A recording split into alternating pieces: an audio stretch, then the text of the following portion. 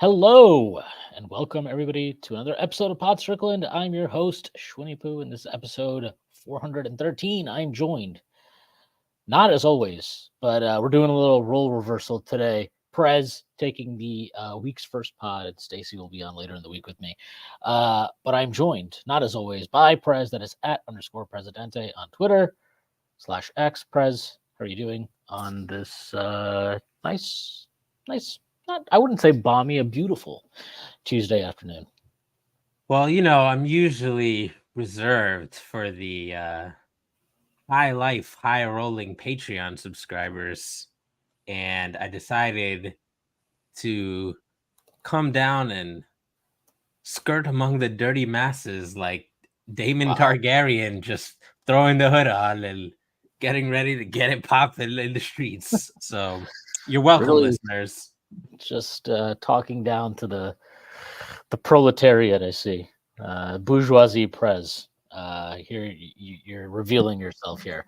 All right, we are not here to talk about that. We're here to talk about centers and the Knicks. But before we do that, I do have to make a few announcements. First, being that Strickland has an Instagram. Check that out. That is @Strickland on Instagram. We are posting all kinds of new content on there. The Strickland also has a YouTube channel where, if you're watching right now, you are watching on our YouTube channel. Please hit like, subscribe to the channel, leave us a comment. That'd be a huge help to us. The Strickland also has merchandise, which you can find on our website at www.thestrick.land. There's a link up to take you to the merchandise store, and you can find all kinds of cool stuff on there. T-shirts, sweatshirts, hats, coffee mugs, water bottles, you name it, we've got it. Strickland has a Patreon, which you can subscribe to. There are a number of different tiers. There's a $6 tier that gets you access to Pod Strickland's podcast that I host every Friday with Prez. You also get access to Takes from Obvious Bozos, our newest podcast that is hosted by Andrew Steele, a.k.a. Doug, along with Zach Blatter. And you get access to the Strickland Discord where the conversation never stops. There are further tiers. There's a $9 tier that gets you access to Strick and Roll, my solo pod where I rant and rave about the Knicks even more. You also get access to one of our premium articles by Matthew Murno, one of the best in the business. And now you get access to Strictly NFL, which, you guessed it, is our newest podcast that is hosted by Konstantin Matrikos, and it is about the NFL. The further tiers is a $15 tier, $30 tier, $50 tier, and a $100 tier. This comes with a variety of additional benefits like listening to pod recordings and merchandise discounts, and even potentially hosting a podcast alongside yours truly one day, whether you choose to subscribe or not. None of this would be possible without you. And none of this would be possible without Bet Online. Bet Online is your number one source for the NBA Finals and Stanley Cup Finals this season. Every stat, every matchup, and even live odds and spreads while the games are being played. When the game's over, head on over to our online casino and get in on a game of blackjack or poker, or unwind with one of our over 150 slot games. Head to the website today to get in on the action. Use promo code BLEAV, BLEAV, for your 50% welcome bonus on your first deposit. Bet Online. The game starts here. All right. Well, as we discovered yesterday, Isaiah Hartenstein, no longer a Knick. He has betrayed us. He left for the allure of more money, which is disgusting. He didn't leave for the bright lights of Oklahoma City? Yep, he did not. I did not realize he was such a material person. No, look, obviously when you get the money he got, they basically made him an offer that he could not say no to. If he said no to that, I mean, I don't like. I would probably be like, dude, you're kind of, I don't know, like, seems kind of stupid, bro. Like, they're basically paying him 2 years what we could have paid him in 4. So, it's 2 years. It's 2 years, right? Because it's a 3-year deal, but the third year is not guaranteed. So, like, he's not. Him and his wife are not doomed to stay in Oklahoma City. They get to play for a contender. He gets to make more money than all the guys on the Knicks, pretty much, barring extensions and stuff like that. So, like, literally, like, if you want to play on a really good team and get paid a fuck ton, like, this was true. We often talk about GMs making an offer a player couldn't refuse, and it doesn't happen in baseball, Fred VanVleet type deals. I mean, in basketball as much as it does in baseball, because in basketball, the future paychecks of young players who are going to get paid are almost always top of mind, but OKC just happened to have like the right configuration of like paid SGA, doesn't have to pay these other guys yet, no other like star guys getting paid. So like, I don't think it was a surprise to the Knicks or anything like that. It was just a question of like, was OKC going to go high or higher? And to be clear, both offers probably are more than what the Knicks could have paid. It's just, would they be enough to get Hartenstein to not accept a lesser deal to return to New York? And Hartenstein said, hey, man, put your money where your mouth is. And I will not give Presti credit, but they did put their money where their mouth was. And, some of the breaks. Yeah. It's what it 30 is. is wild, bro. He's never started, and he's getting 30 million. Like, he's never started a full season. I'm not saying he's not like worthy of being one of the higher paid centers. I'm just like, to just illustrate how crazy it is, like 30 a year for somebody who's closer to age 30 than 20 and has never started a full season. Like, this is a very special circumstance. Yeah, there's no question about it. There's really nothing. It's like you said, it's kind of just the perfect situation where they can afford to overpay him, and then they can structure the contract in a way where, if it doesn't work out for them, like if he's not as good as you kind of hope for, well, guess what? He's off your books when you would assume extensions for Jalen Williams and Laurie Markin, Jalen Williams and Chet Holmgren kick in, and they all look alike, don't they, Shwin? Yeah, I know those guys. These so tall breadsticks. But their contracts would kick in when his would come off. If it obviously does work, you can either guarantee the third year or you can non-guarantee it and then build an extension off of the number that he's on. Like it gives them a lot of options. And then for Hartenstein, dude, it's the guy he was a fucking G League player, and he's gone from that to making $29 million a year. Like, you can't say no to that. I'm sorry, it's just not possible. And I do, like, I know when guys leave teams, they always put out some fucking Instagram post or thank you and whatever. And like, I'm not saying that it's always bullshit, but it's almost like just a part of the business type thing. I buy the reports that Hartenstein like didn't want to leave. I buy that. Oh yeah. But again, like, you get that offer, it's hard to just be like, well, no, I just love New York so much. Like, you can love whatever the fuck you want that much, but when you get paid like that, it's hard to. I mean, it's basically impossible to say no. And it's not going to like a bum team or a team that was bummy and is now trying to like get good, like the Rockets with Van Vliet. Like, this is a bona fide contender. So, like, those are the two number one priority things, right? Along with maybe, like, depending on the player, geographic location, if you want to be somewhere warm or in a big city or whatever, but like one team and a fuck ton of money. Like, that's the overwhelming majority of the decision-making process for these guys, and rightfully so. Yeah. So look, I think I've been I've been starting. You handle things, you handle breakups differently. Hartenstein leaving has been hard on me, but I have recovered, and we have a whole 2 days later. Not even a day later. A day later.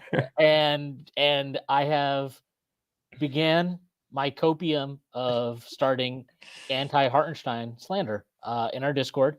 So I'm getting ready and I'm preparing to share that with the rest of the world. But in all seriousness, anytime if you do see me slandering Hartenstein, it is mostly out of jest. I think he was a really good Knick.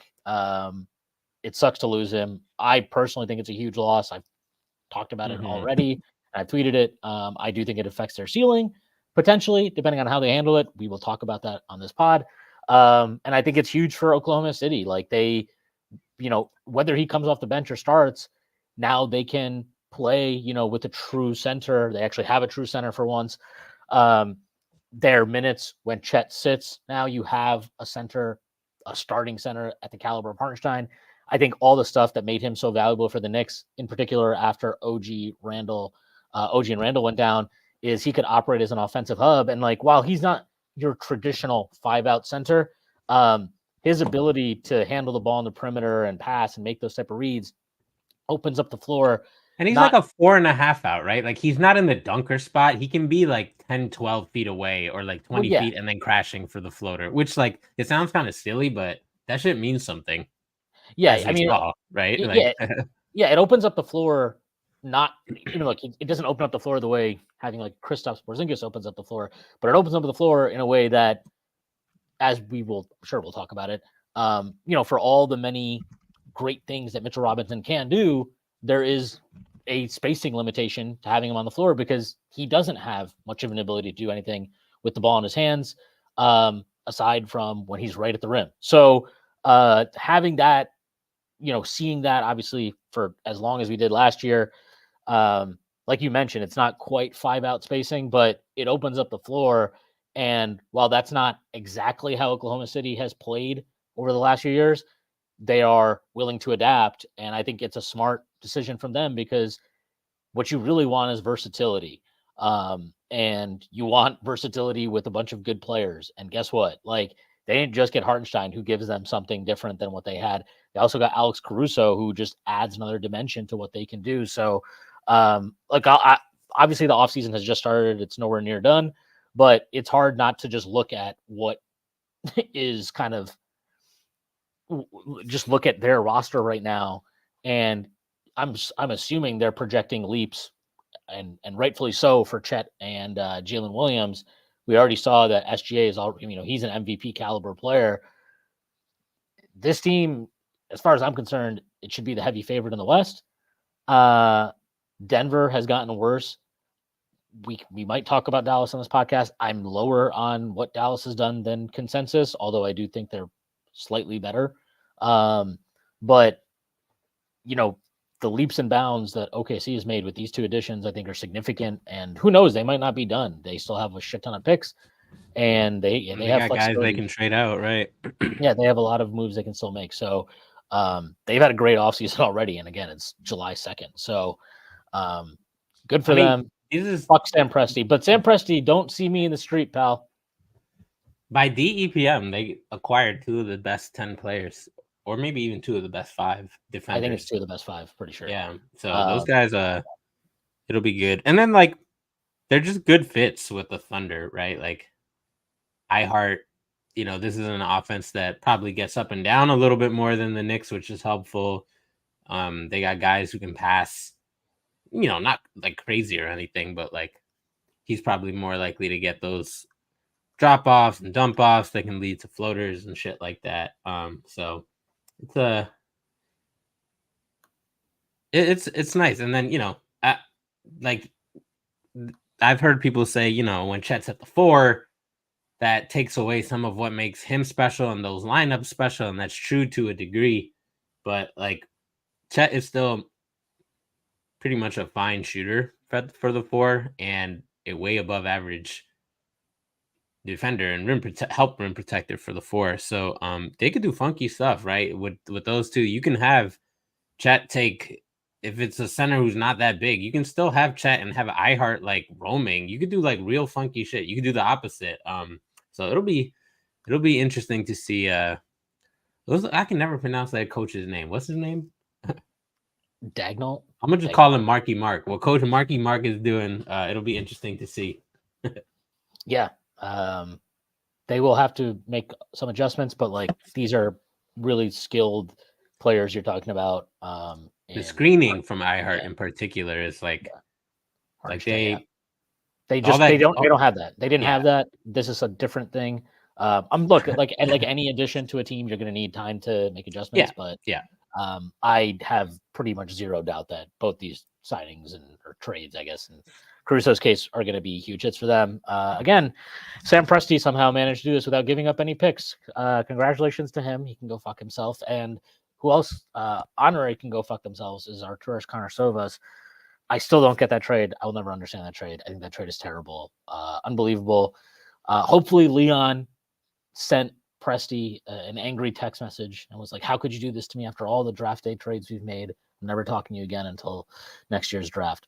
All right. There's a couple questions here in the comments that I think relate to this discussion. This one from John Leary. What do you think is the reason for a lot of fans downplaying the loss of Ihart and saying he's replaceable? Now, this isn't everybody, but I've seen a good portion of the fan base say this.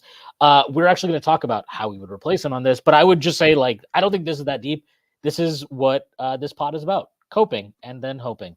Downplaying what Hartenstein gave the Knicks last year is ultimate copium. I think there are valid criticisms of him, being that his playoff performance was bad. He was not good in the Knicks playoff run. He did have some great moments, particularly at the end of game 2 against Philly, where he gets I still have no idea how he gets the rebound, and as he's falling, kicks out to OG and swings it to Dante for the 3. But like, that play was incredible, but overall he had a poor playoffs. Embiid rocked him.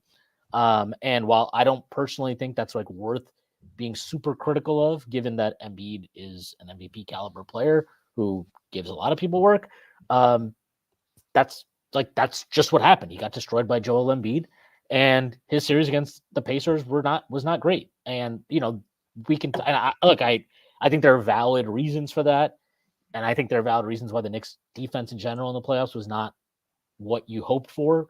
A lot of these guys they extended themselves over the course of the season, obviously because of the injuries we had to deal with. I think that took a toll on Hartenstein.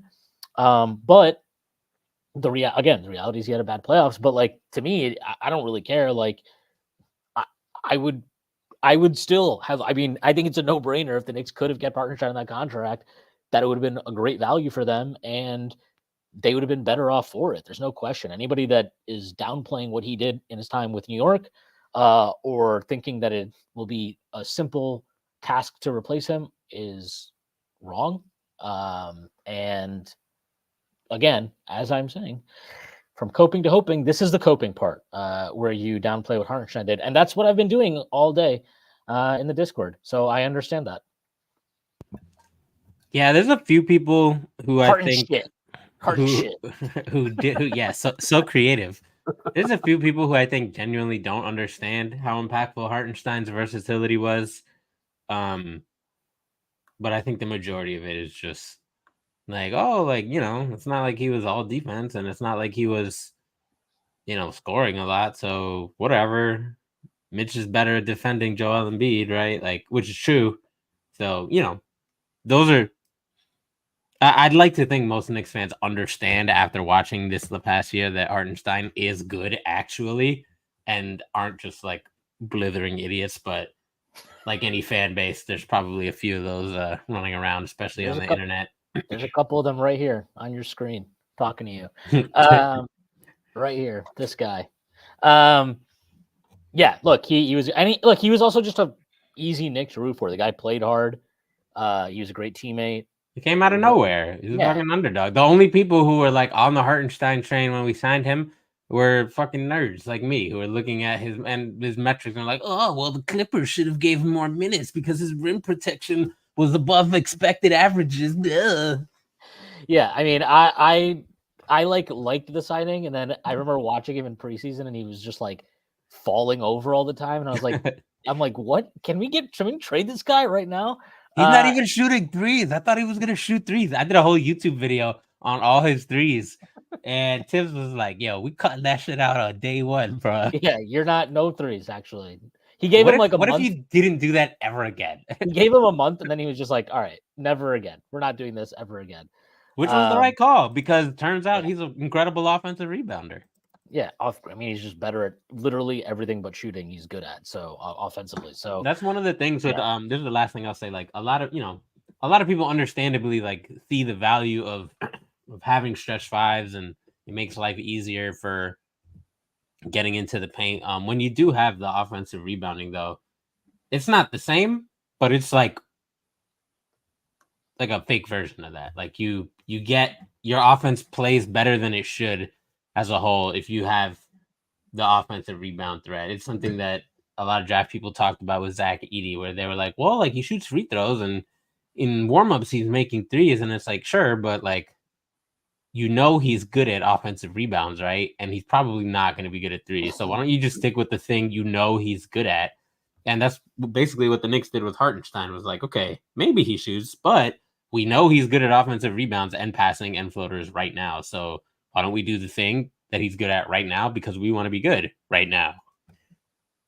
Yeah, absolutely. All right. Hartenstein's gone. Knicks need to figure that out. Because right now the center depth chart is Mitch, Jericho Sims, and Ariel Hukporti, who is clearly going to be the GOAT. And we will talk about him. But as far as more How immediate, sad were you when news broke today of the Pacers signing potential Knicks target James Wiseman? I don't think I've cared about something less than James Wiseman's.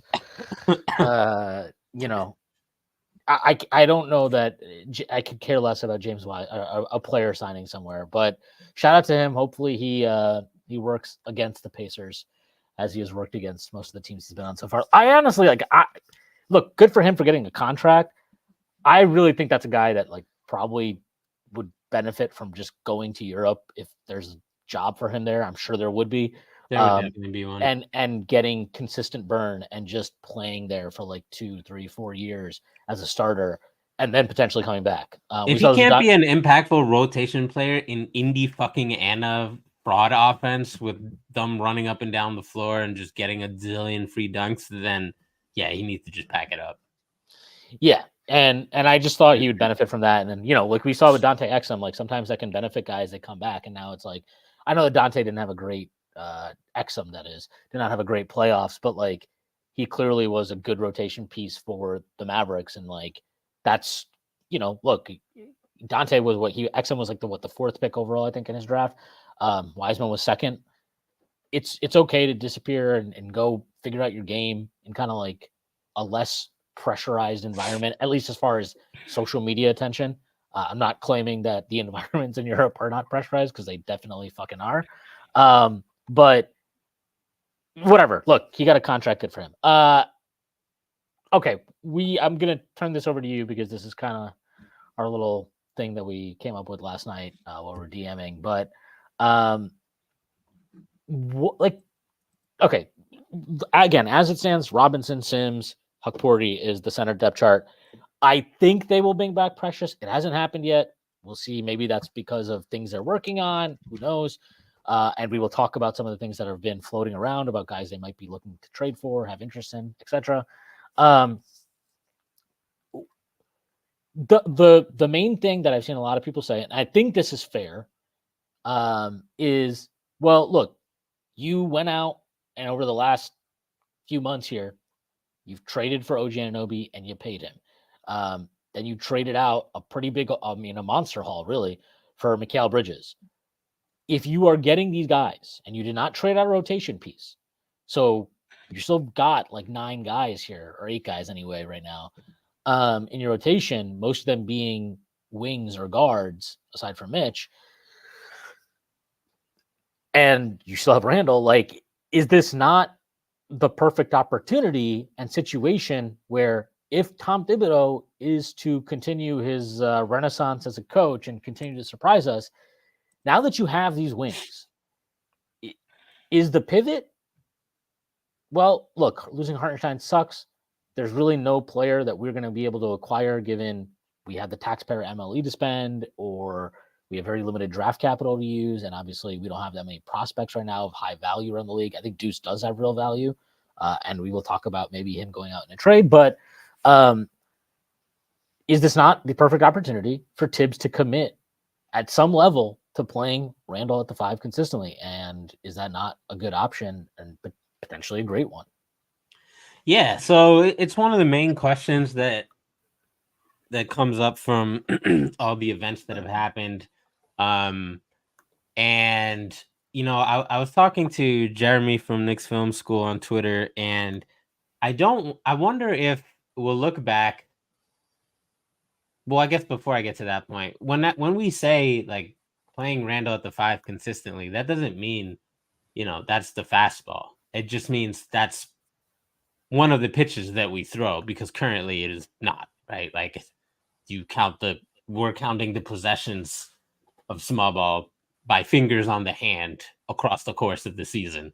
So when we say like, make this a part of the plan, we're not saying like, oh, now the Knicks are a small ball team or some shit. Like, I don't know, whoever, Indiana or some shit. It's different. So I do wonder though, because like in my opinion, we've seen two things happen over the last 3 months that previously we would have said the Knicks would never, ever, ever, ever, ever do this. It is completely antithetical to the way they approach the sport of basketball strategically.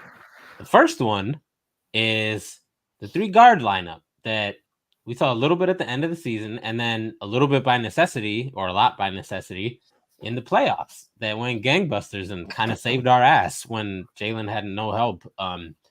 It was a way to leverage what little shot making guys like Deuce and Dante were able to do in a meaningful way without sacrificing the defense versus the teams we were playing anyway. If you would have like just went back in time a year ago and told us about some fucking 3-guard lineup and they're all small guards too, then we would have just laughed in your fucking face. The second is drafting Pacome Dadier, who is an 18, the king, among other things, the prince who was promised, and he is 18, and from across the sea. Not that we haven't taken foreign players, but we certainly haven't taken a foreign player as a centerpiece of a draft in God, probably since we drafted fucking what's his name instead of Ron Artest back in the day, which is probably too much of a throwback for half of y'all listening. But it's been a long time. So they're clearly open to doing things differently. It's a question of degrees, how much, right? So it's very possible that they looked at things like the small ball lineup and decided, well, especially relative to the market, right? Like we could get a center. They could go get some bummy center. Like this isn't about like, do the Knicks have the ability to get a center? They can get a fucking bummy center if they wanted to. The question is there a center who they actually think is worthwhile compared to sticking with what they have internally, which is Mitch, probably not for the whole season because he gets hurt, and maybe Hukporti, maybe you bring back Precious, the known quantity, maybe you play some small ball where you have Julius/OG at the 5. Precious has won all his minutes at the 5 in the playoffs and the regular season. And that's included some really weird lineups that are not ideal. And he locked up. He did a great job in Embiid. And actually, like I know that there's discussion of was that like a one-time thing? I remember like when after that happened. So I was in Game 4. There were Raptors people that were like, "No, Precious like he gave Embiid issues when we played them in the playoffs a couple years ago." So I'm not saying it's like of him talking to Hartenstein, who was clearly like tired and just fucking over Embiid's bullshit, and he was basically, I forget, it was just like a couple of seconds, but he was like, "Keep your heads down." Yeah. And Hartenstein was like, "What if I didn't do that?" Anyway, I agree. Like Precious had a weird season, very up and down, but if you take out the weird power forward stuff, he's pretty solid as a backup. And the fact that he can go against Embiid is actually like a major consideration, right? Like you may have to go through that Philly team, right? Just like you probably have to go through Boston at some point. So like these things are all like minor points that add up in his favor. But to the initial point about just small ball, this team is different than last year's team, right? Like we know that one of Tibbs' concerns with small ball is you lack rim protection and you lack rebounding. So the question is, can you put out a small ball lineup that mitigates those things a little bit? And having McCall out there along with OG gives you some real like long boy rim protection on the back end that is separate from just Jalen Brunson taking charges or Josh Hart and Dante trying to just swoop in and steal the ball from the center before they dunk it, right? So last year, one of the first things I wrote was about the Knicks' rim protection because they were using Mitchell Robinson really aggressively, and depending on the smaller Knicks, to take charges and just kind of be in the way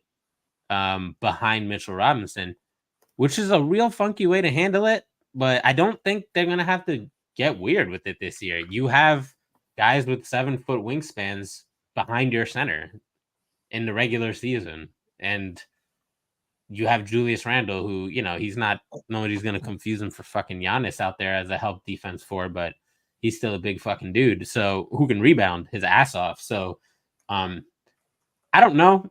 I could see it going either way, where you get a little more small ball. I think everything else being equal, they would prefer to have 2 to 3 centers who could protect the rim and rebound and have no necessity for small ball.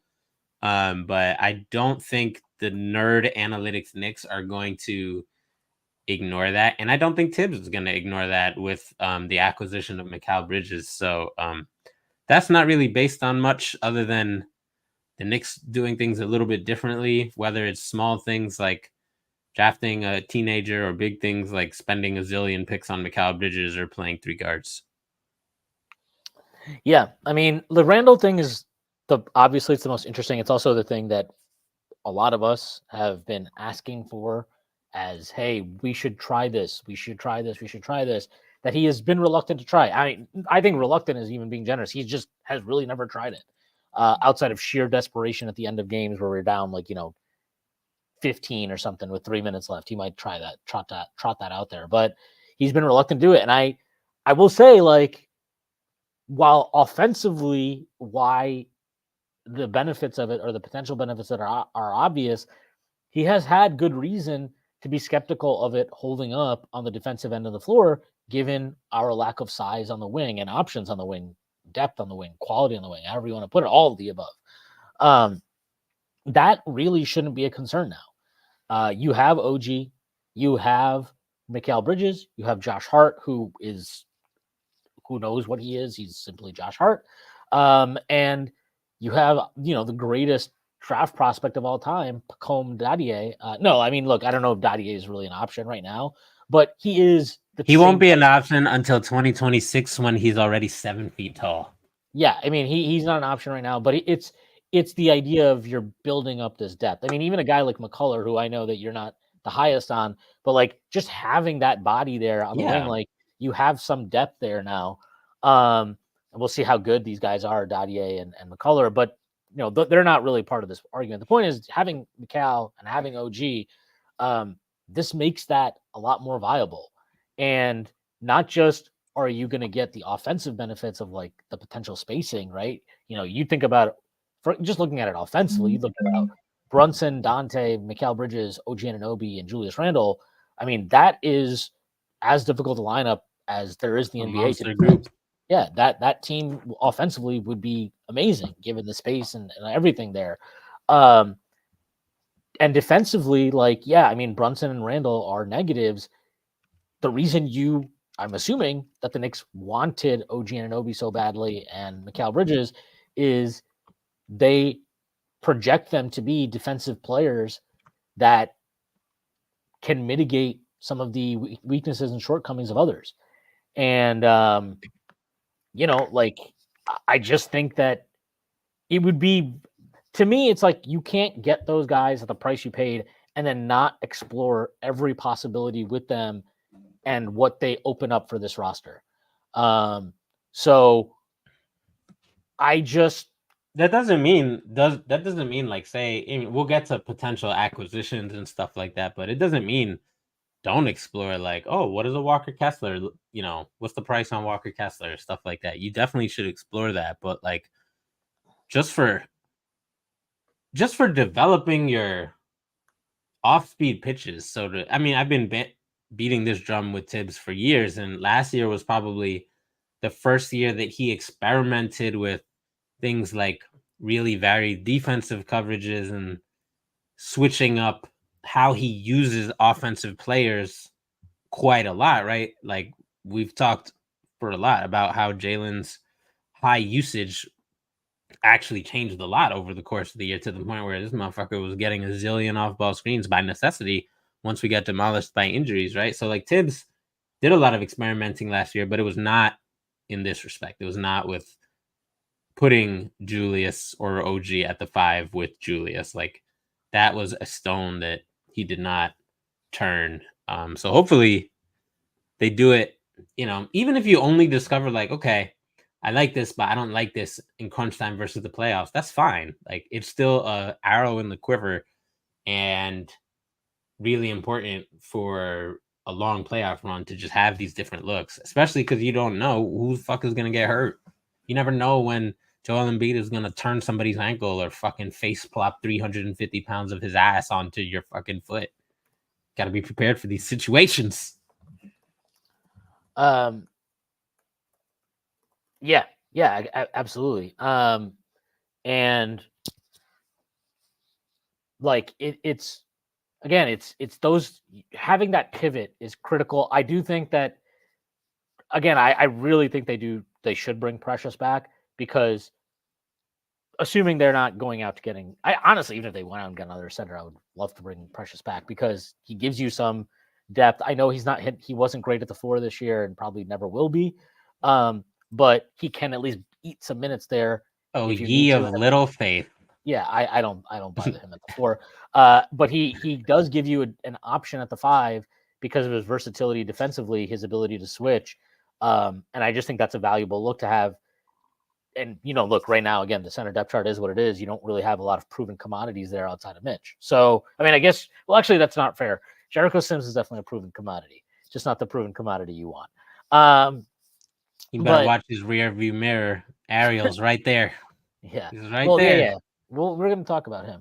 So, yeah, I mean, I don't think the Randle part of this is like it might be, this to me is not actually copium. It's more like, we don't know. Like, we don't know if Tibbs will actually lean into it, which is why it's hard to just be like, well, of course he'll just use Randle the 5 more. Like, I can look at the roster and look at what we have and be like, that makes sense. Like, that's what he should do given the options we have. And I'm not saying you need to play that for, 23 minutes a night when Mitch is sitting or whatever, but it should be something that you give like pretty consistently 8-10 minutes to in a game, I think. Will he do that? I don't know. I mean, it's hard to just say and accept that he will, because throughout his coaching career, he's never really done that ever. And he's not wanted to. And those principles have served him well as a head coach in a lot of ways.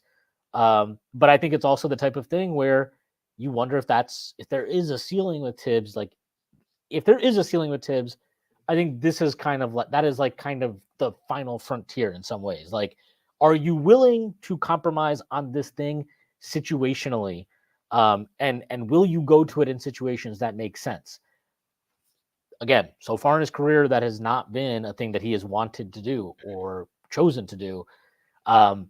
He also has not really had a roster at this level and that has the kind of options that make that possible. And honestly, he hasn't had a player like Randle in a lot of ways where that's viable. I know Cat is a little bit different, and Cat's whatever. I don't want to get into Cat. But like in Chicago, he didn't have a big he didn't have a guy like that. He hasn't had a guy like that since really New York, and obviously we just talked about how they didn't really have the personnel where you could assume there would be some level of defensive integrity if you put Randle at the 5, but now they do. Now they do have guys that can give you that balance. And, it's really up to Tibbs whether or not he leans into it. And I do think, like, I don't want to get into fireable offenses anymore with Tibbs, because I've gone from there and back again with how I feel about him. But, like, you would definitely be questioning his ability to get the ultimate ceiling out of this team or a team moving forward if that's not something he at least gives a real chance to. And look, like, maybe he gives it a chance and it sucks, right? Like, that's possible. Maybe he gives it a chance and it's like, this just isn't working. And then you have to figure out what that means, right? For the roster, what do you need to bring in? Does that say something about Randle? Does it say something about somebody else? Whatever it is, but he has to give it a chance.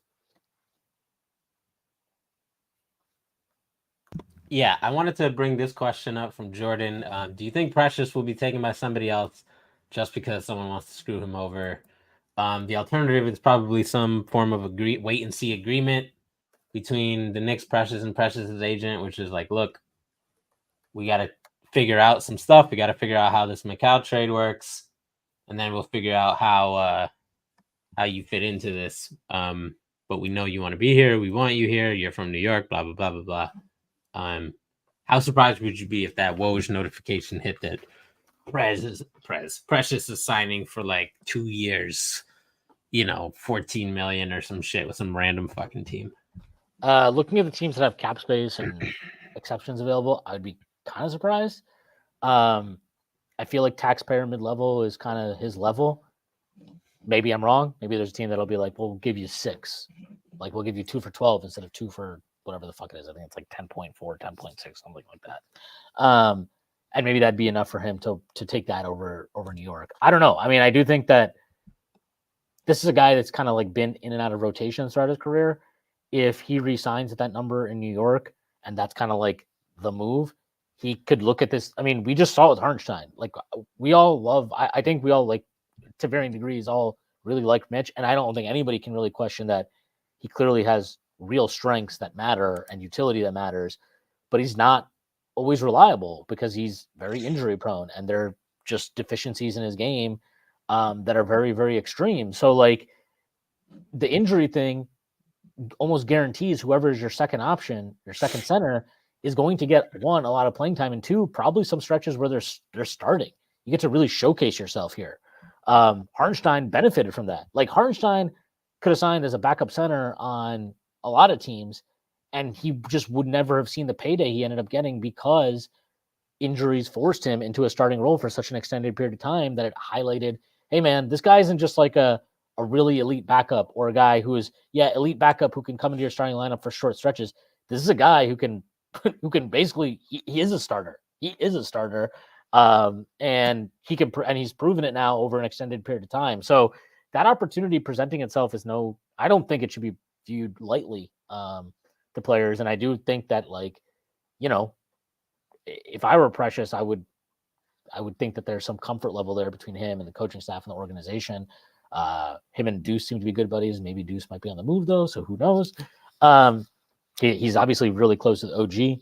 So I don't know. I do think that if a team were to just come in to kind of screw us over like that, it'd be weird to do that for Precious. That's like, it would be like the time that the Raptors were like, oh, you know what we're gonna do? We're gonna fuck over the Knicks by giving Landry Fields a massive offer sheet so that they can't sign and trade for Steve Nash because we want to sign and trade for Steve Nash. And then he didn't end up signing and trading for Steve Nash, and he went to the Lakers. And you were stuck with that garbage Landry Fields contract. Shout out to Landry Fields, once a Knick, always a Knick, and GM of the Atlanta Hawks, certainly doing. He's doing rapidly sinking ship that is the Atlanta Hawks. He is doing things. He's doing some things. I gotta say, I think that I don't know. To me, Precious, it feels like they have. I know we don't know, so this is all guesswork, but it feels like there's some level of understanding there, and maybe they loop him into a McCall trade as a sign-in trade. Maybe they have an agreement with him to give him the taxpayer mid-level at some point. I don't know. I'm not sure what's going on. It feels like the Knicks are working on a lot of things, and we will talk about some of those things. But before we talk about things that they are working on, I would like to talk about my boy, our boy, Ariel Hukporti. Knicks drafted him with the final pick of the second round. We don't know if he's going to sign an NBA contract and be part of the Knicks roster this season. I feel like he is, because I'm looking at the center depth chart right now, and I'm like, they should probably just get that guy in here. But this is a guy that you had actually watched years ago, right? When he was initially coming onto the kind of the draft scene. Yeah, he's been like in the draft ether for years now, because he's been large and athletic since he was a teenager. He's 22 now, but he's like, literally, if you just go on Twitter and search for Ariel Hukporti, you'll see like various amateur draft people like me tweeting about this guy, like well into like the early days of the pandemic, pretty much. Yeah, and I think it's worth noting. So, okay, this guy is the 58th pick. Obviously, again, and this is like the thing with him and McCullough being the 56th pick. Generally, if you're being picked that late in the draft, you're not going to amount to anything. That's just how it works. In his case, I find him interesting for a couple of reasons. One, if you just watch like the footage of him, he moves really well for his size. Like I was kind of shocked at how well he moved when I've started like watching tape of his last couple of days, and it's surprising mostly because the scouting reports I had read after we drafted him were like not like kind of a lumbering big is kind of the way right, and not athletic, not yeah particularly athletic. yeah, and I'm watching it and I'm like he gets at the floor really well. Like he gets up and down the floor well. He moves well.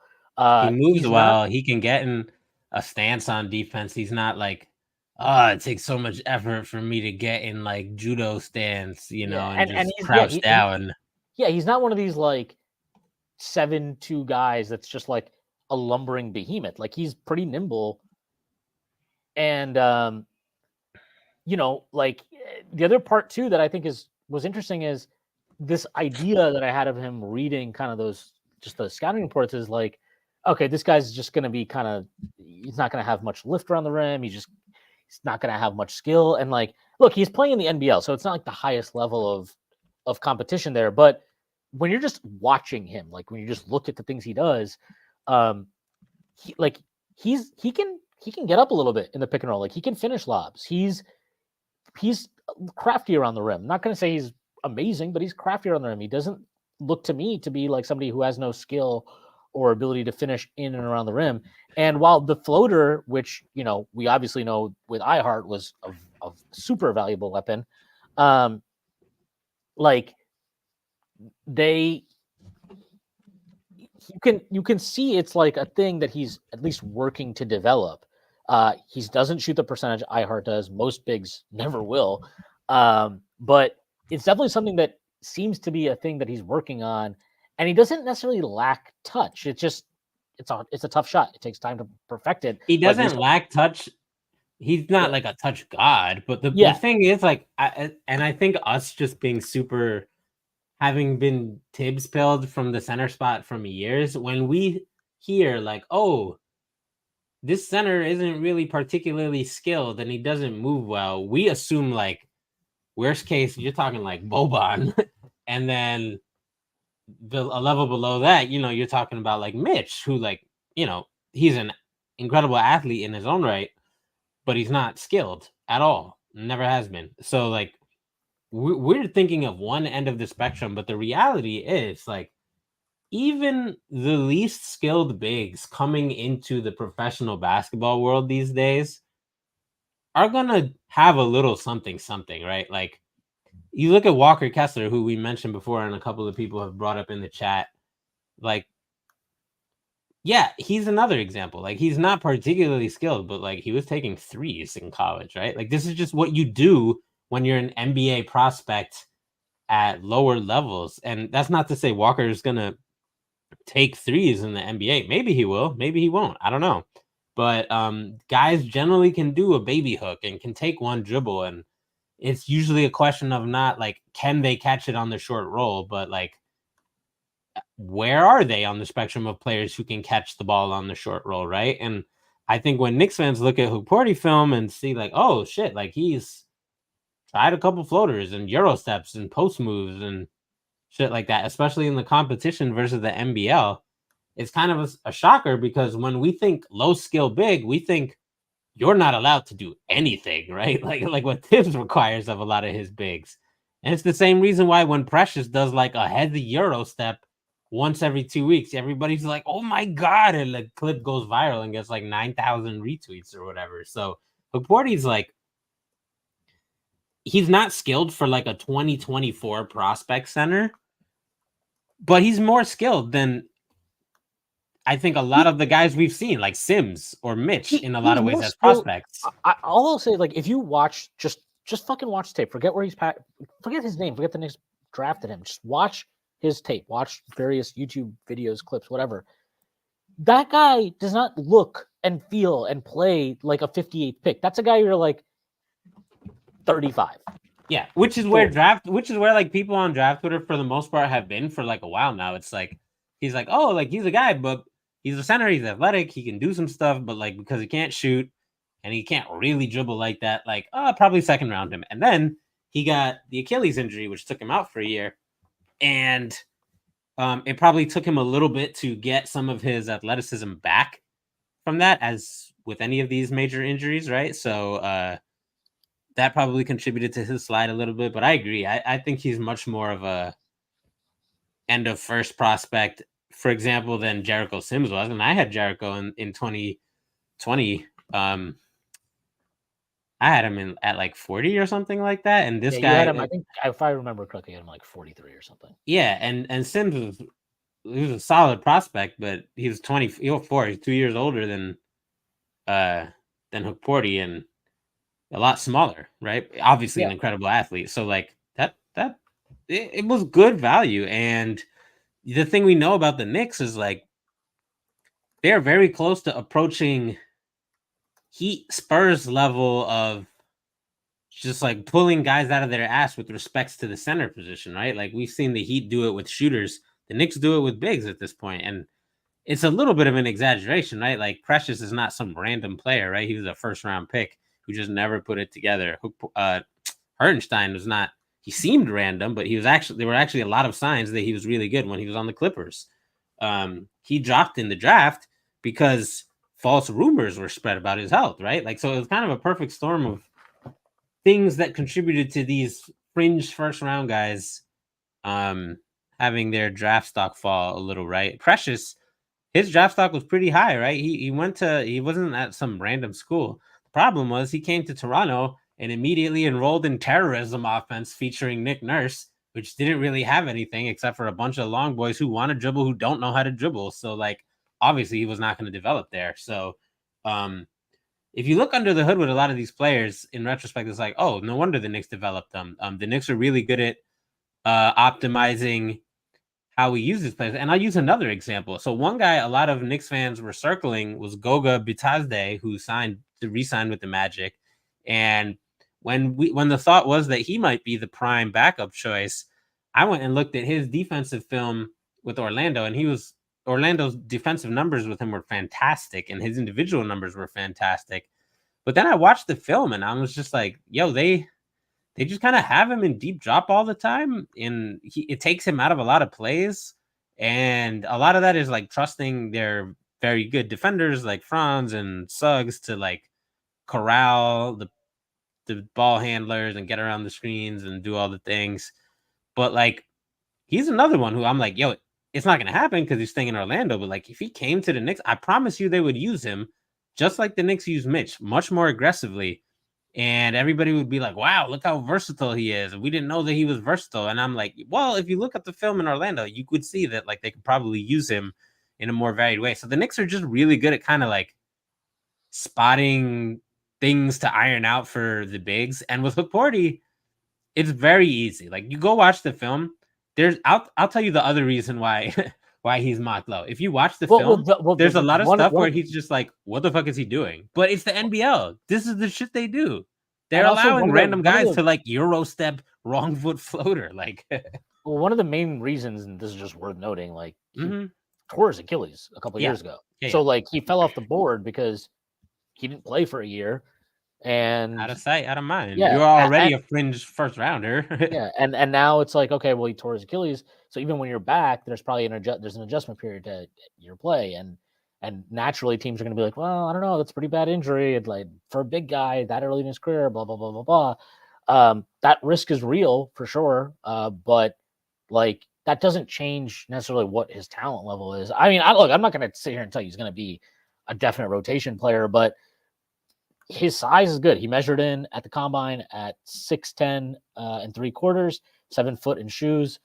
He has a 9'3.5" standing reach, 246 pounds, like 7'2.5" wingspan. I mean, he's got good measurables, not great measurables, but good measurables. Seems to be a really good rebounder. Apparently, he was a really good rim protector defensively this year for his team over in the NBL. He's extremely good offensive rebounder. Like that's his thing. Like he is putting up 16% offensive rebound rate, which is Mitch's career numbers for people wondering. Like then you like 12 and 13 is a good offensive rebound rate. Mitch last year was 20, which was like historic. So like this guy knows how to get to the glass, and It just ties back to one of your earlier points, Shwin, which is like the scouting reports about him being unathletic. He doesn't have like an insane vert like Jericho Sims or something like that, but he's an incredibly fast jumper. He just gets up and down real fast, and because he has long arms, like he can get these putbacks that are impressive and just get these offensive rebounds right over the other players who are basically his size. So like he's athletic in ways that maybe I guess are a little bit less traditional, but calling him not athletic is definitely that's a I mean, bit of a weird honestly, price. I would say that he's more fluid athletically than Hartenstein is. Yeah, Hartenstein. What makes Hartenstein amazing on defense is like I don't know if there's very few players who have the kind of timing that he has. It's like if this was a video game, it'd be like one of those shits where you gotta like wait for the circle to get small, and then you gotta hit like square right when it's in the circle in order for Spider-Man to not get fucking hit with a garbage truck or something.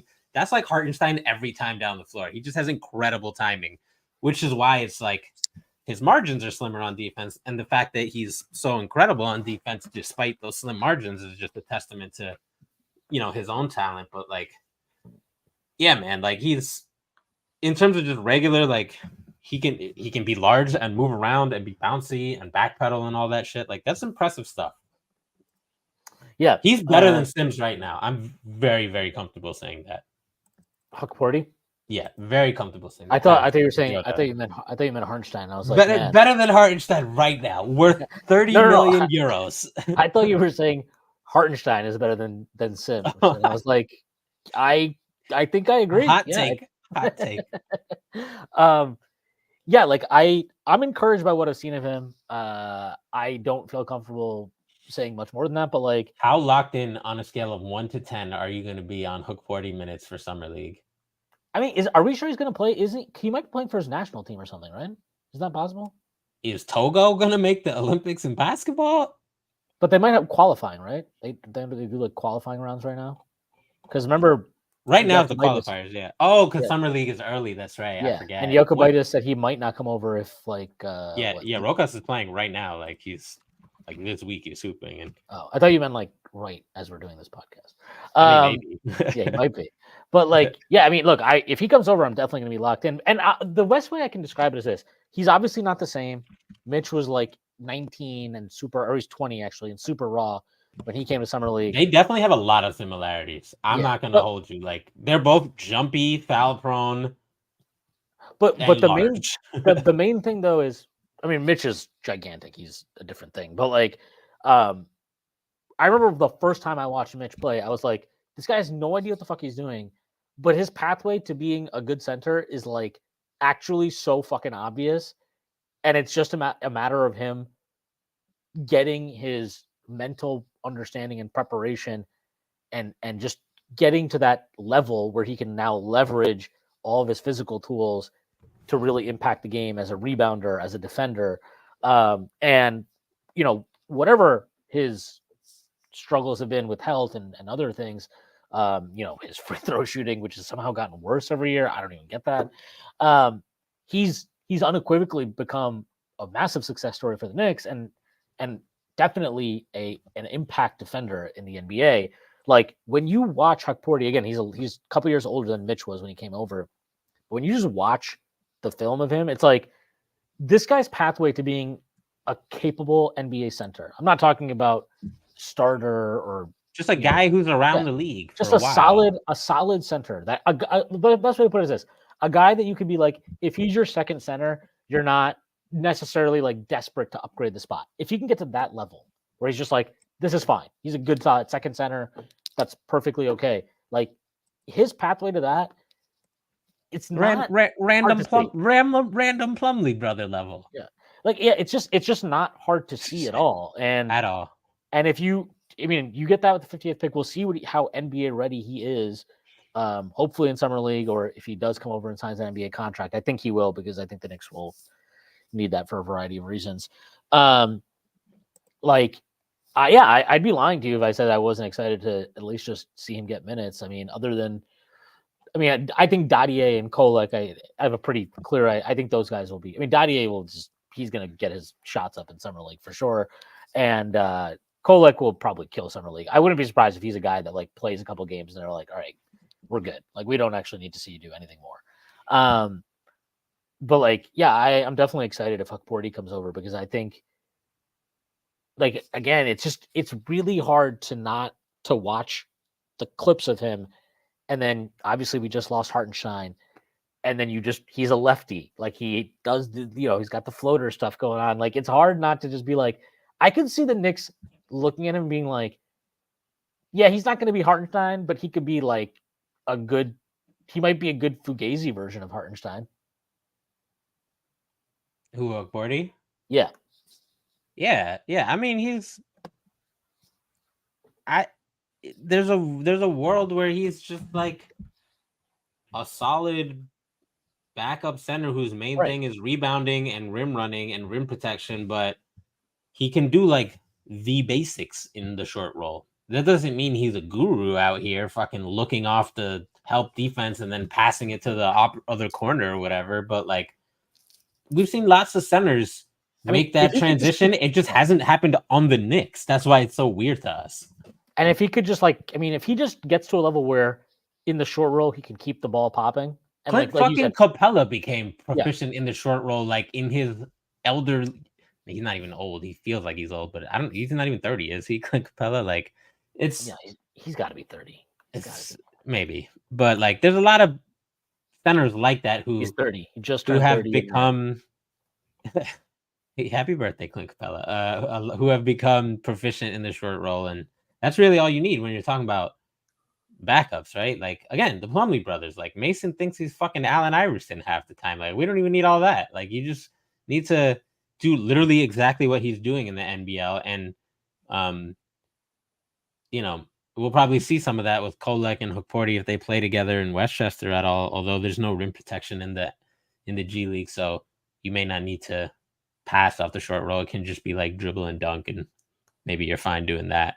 So it'll be interesting to see. I think he's there was a lot of talk of this being a weak draft and a lot of copium about like, well, like it's weak at the top, and then like maybe that means there's depth to be had, and this is the part of the draft that is 20 to 30 is actually like 20 to 40. We could debate that shit, but like one unequivocally strong part of the draft that people on the draft internet have been saying since the beginning was the center depth. Like and Hukporti has been a part of that conversation since the beginning. You got like a bunch of centers who project to be exactly what you said, like just kind of around and capable. There's not as many like Derek Lively types, but like guys who are around and capable, and then a couple who might be more than that. Well, I think the interesting thing with speaking of the center depth is like, obviously the Knicks were aware that they could lose Hartenstein. I really wonder if they had a higher grade on Hukporti than like consensus, like way higher. I'm sure they did. And they knew that he wasn't going to get picked, so that they like basically knew if they got a super late second, they could take him. Like I genuinely wonder that, because I think there's a high probability that exact situation played out, because this is how they approached the second round or even the first round. It's like, what is the latest we can get the guy that we like? Because if you're from their perspective, it's like, take Adem Bona, a player I really liked, who I also thought was like, I had him in the like 20s, but in consensus, he was probably like anywhere from 20, 25 to 35, 40, like in that big blob. And I forget when he got picked, but it was in the earlier mid 30s, I think. And if you're the Knicks and you have basically the same grade on Bona and Hukporti, why on fucking earth would you take him in the 30s when you could take him in the 50s and pick up a couple of second rounders? Like, that's it. Like, if all other things are mostly equal, you take the guy as far back as you can. And other teams are just more straightforward, right? They're just like, if I like the player, I'm gonna go get it. If I got to trade up a little bit, we could do that.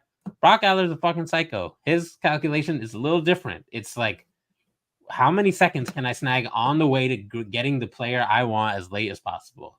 And we've seen this every single year. We've even seen this when there's nobody they like, and they're just like, all right, we don't like anybody. Rather than just trading out, like, can we trade up and then out? Can we trade out and then trade back in and then back out? Right? Like, just Like, how can we game the system as much as possible? Well, it's not even just gaming the system. It's also like, hey, if we can get exactly what we want and get more future assets to keep us flexible down the line, then why not do that? And I mean, that's generally what they've done in the second round. So, yeah, look, I don't know about any other podcast, but if you ever wondered the things that we do around here, it's 30 minutes of Ariel Hukporti talk. One last thing about him that I think is like why I'm confident that, or not confident, but I'm optimistic that he can be a legit rotation piece, be it sometime this year or next year or whatever, is all the stuff that everybody agrees are his strengths. It's like good in drop coverage, monster rebounder, isn't going to try and do too much offensively and is content to just stick to pick and roll, finishing on the rim stuff. I'm like, he is literally what the Knicks want as their like baseline for a center. He hits every single one. Like at that point, you're just like, I don't know. I'm just like, the Sims one was always weird to me because not weird, but he was terrible in drop. He's always been terrible in drop. He's not really center size, even though he's fucking jacked. Like he's just different. And that was always like a stranger projection. And to your point, he was older. He wasn't particularly effective in college, although Texas was, I mean, all those centers ended up fucking turning out terribly, right? I mean, him, who was the other one? Kai Jones. There's one other. Kai Jones, Bamba. Yeah. Just my son, Greg Jones, rest in peace. He's not really a center, but might as well be. Is he also not actually dead, I hope? No, he's not. He's in the G League. I was like, Jesus. But yeah, like they had like 3 guys in that draft, and all of them have been bad. So whatever happened there, I don't know. But yeah, Hukporti just seems polished too. Like there's just a nice polish to his game where you're like, you're not projecting him to make these incredible like skill leaps. You know what I mean? You're like, okay, I can already see you have a baseline of this. I already can see you have a baseline of that. I can already see you have a baseline of this. If you can improve these things 10%, whatever, like you can probably just be a fine center in the NBA. Not necessarily a great starter, not necessarily one of the best backup bigs in the league, but a guy, again, that can just be like, if he's your second big, you're probably not desperately hunting for an improvement there. If it comes along, sure, but you're not hunting for it all the time. Yeah. All right. Yep. We've talked a lot about Hukporti. Let's talk about the stuff that people really want to hear us talk about, which is potential players the Knicks could sign, trade for, target, whatever, outside of ones that are rostered, ones they own the draft rights to. The one that there was a report on, there have been a couple reports on this week about his availability via trade, and then Michael Scotto today put out a little tidbit including him, but it's Walker Kessler. From the Utah Jazz, who apparently they are at least listening in on calls on. The Knicks have called them to register interest in him. It's Danny Ainge season. He's taking a lot of calls right now. He's definitely taking a lot of calls. I kind of think there's something to this. I'm not saying he ends up in Knicks, but I think there's something to this, and I'll give you a couple reasons why. The first reason is this. What you have to remember about Walker Kessler is he was not picked by the Utah Jazz. He was the best young player piece they could get in the Gobert trade because the Wolves said, we are not giving you Jaden McDaniels. We'll give you another pick, which they gave them another pick. And I think Ainge was like, that's cool that you're giving me another pick, but I want him too. Because then I can say I got 6 firsts, or I got 5 firsts, whatever the fuck he ended up getting. So he got him in the trade because that was a valuable piece to get. Second thing, his role in the team actually declined this year. He started less games. I believe there was some. Pretty much all of his numbers declined. Yeah. All of his numbers declined. He became less important to them as a team. They went from last year being like untouchable, not listening in on him, to now you're listening in on calls on him. And then the third thing is this. The NBA quite often is what? It's a copycat league, correct? Is that fair to say? We know Danny Ainge came from where? What team was he working for prior to this? The Boston Celtics. We know the Boston Celtics for years have been hunting and searching and playing for 5-out looks.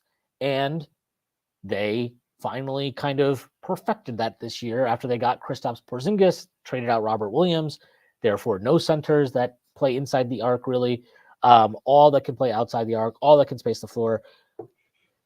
The NBA is a copycat league.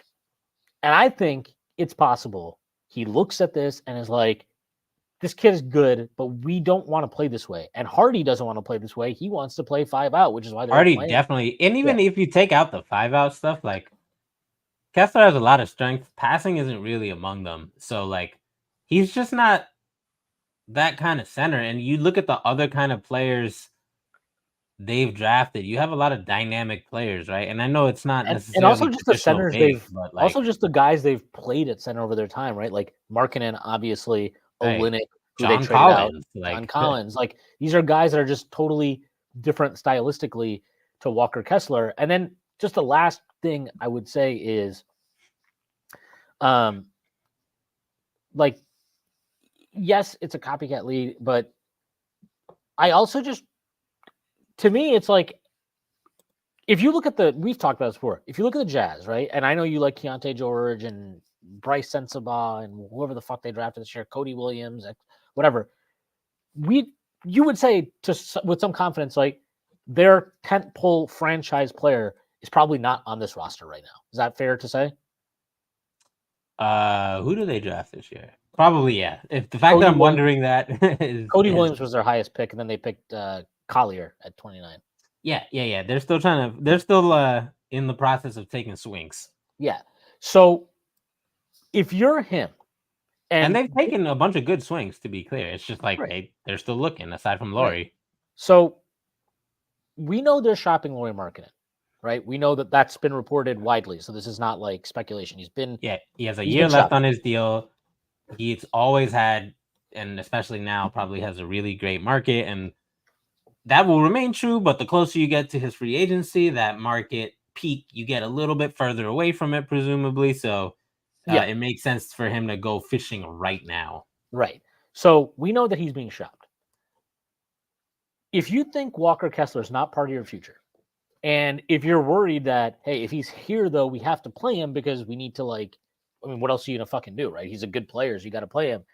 If you are worried that, hey, this guy might actually materially impact winning and losing, and hey, maybe if he does. You got 2025 coming up, bro. Right. That's why. And so, like, if you are Lauri and Kessler alone together playing 30 minutes is like, it is going to material. You're not going to fucking be the 6th seed out here, but it will impact you. So if you are looking at this draft, you're Danny Ainge, and you're like, man, this 25 draft, I think there's 3 guys at the top that I think if we could get one of those guys, now we're really cooking. Maybe it's 3, maybe it's 4, maybe it's 5. I don't know anything about this fucking draft. Yeah, it's more than that. That's the crazy part. So if there's guys like that you love, and you're like, it is like, this is the class that we priority number 1. Yeah, this is the class where we can get the guy that can be our guy for the next 10, 15, 20 years, maybe. Like, then you maximize that opportunity and you maximize those odds. And like, I don't know, if I'm Walker Kessler, though, I'd be like, hey, like, I get you guys want to do that, but if we're going to do another year of like, I play, but then sometimes I strategically sit, and now I'm coming up on next summer, I'm extension eligible. Like, there might be some friction there between how the Jazz want to approach things as an organization, which is their right and maybe the optimal thing for them to do, and what's best for Walker Kessler individually as a player. And obviously, he's already seen his minutes and role get reduced this season as a second-year player. After you guys were telling me, hey, you guys said last year I was untouchable. Now I'm fucking behind John Collins. Like, what's happening here? I was on Team USA, bitch. Yeah. So I think there's something there. I'm not saying he ends up on the Knicks, but I'm not going to be surprised at all if he gets traded. In fact, I almost kind of like expect it at this point. I expect him and Lauri to both be traded. I think you're right. Like, next year's draft is too strong, and as good as Lauri is, like, he doesn't fit the timeline, right? Like, they're gonna pay him like $1 bazillion so he can just make a really bad team slightly less bad. Like, this, there's a world where they thread the needle, keep Lauri unless they get a Godfather offer, trade some of the, by next year, you assume they make 1 or 2 picks. You're talking upwards of 6, 7, or 8 young players headlined by whoever they pick in 2025. There's a world where you trade some of those guys in for established talent, but it is a lot harder than people think in the NBA to turn 4 quarters into $1. And especially when it comes to players, right? Like picks are fucking valuable under the new CBA. Like we say every week when we record, it's going to be a lot hard. Like if you just think down to next year, even assume that all of their prospects have reasonable development, like solid, slightly above average development. Like what team is going to give like a 20-point scorer, 20-plus point scorer for like Bryce Sensabaugh and like Isaiah Collier? Like the teams that have those guys need those guys. They don't need unseasoned rookies. That's the thing. There's too many teams that are really good and then a couple of teams that are tanking. So there is a narrow road to take if they wanna, if say like all the offers for Laurie underwhelm and they're just like, Ainge is like, nah, I'm not about to sell low on him, whatever. Like there's a world where they go that route. I think it's less likely than them just doing, there's the quickest path between 2 points being a straight line, which is just like, just tank, trade Laurie, get a shit ton of picks, get your guy. Again, chances are high that you can get your guy next year if you're bad, because like there's a lot of them, right? In it's closer to not this recent draft, but the one before that in terms of like just how stacked it is at the top. So you can probably get your guy. And again, offers for Laurie, especially following the Knicks overpaying for Mikal, are probably going to be like, I don't know what teams are going to be super heavy in the market. Definitely the Spurs. I don't know who else, but teams will be in the mix. And Laurie, you're not going to get a lot for him because of the same reasons that caused Hukporti to go drafted low. It's just there's a lot of solid centers and of different ages who don't shoot and aren't really special off the dribble. Even for someone gifted at rim protection like Walker Kessler, you got random guys like Mark Williams who are really solid, right? Who are just like, maybe Mark Williams is a little bit lesser as a prospect. Let's calm down. I'm just saying you could get the Canal Street Walker Kessler for very cheap in today's NBA. So like, if the Knicks were to say, "Hey, we'll give you 2 protected firsts," it's basically a coin flip whether the Wizards one will convey. I still think the other one will convey, the Pistons one. So it also just gives Ainge like more, like, hey, more shots, more fucking ammo. Right. Like, and like honestly, it's not unreasonable. I think it's fair to say, I think it's unreasonable for Ainge to just be like, I think Walker Kessler is good, but I don't think I'm going to regret trading him. And like I don't think that's crazy. I do think Walker Kessler is pretty fucking good, and I think he's very fucking good specifically to the Knicks because of how our preferred style of play. So I will also say this: if the Knicks get him, losing Hartenstein sucks. Mitchell Robinson's really good, but he's very injury prone. I'm not completely sold that he's here beyond this season. I'm not totally sold that he's 100% locked in for next season. I think the Knicks could still be up to some things. Who knows? And that's just me speculating. That's not based on anything.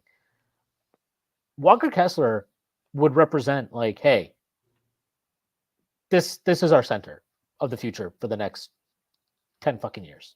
Like this is our guy.